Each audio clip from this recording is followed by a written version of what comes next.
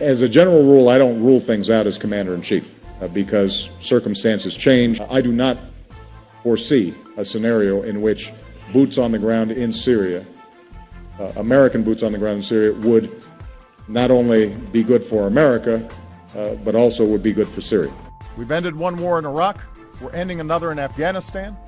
And the American people have the good sense to know we cannot resolve the underlying conflict in Syria with our military. This is not something that we are using as an excuse for military action. I was elected to end wars, not start them. I don't think we should remove another dictator with force. We learned from Iraq that doing so makes us responsible for all that comes next. Nobody suggests that us being involved in a land war in Syria would necessarily accomplish this goal.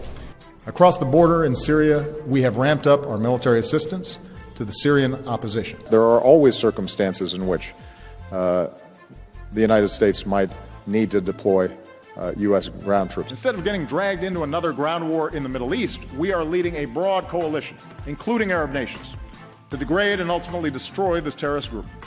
We are prepared to work both diplomatically and, where we can, support moderate opposition that can help convince the Russians and the Iranians to put pressure on Assad for a transition.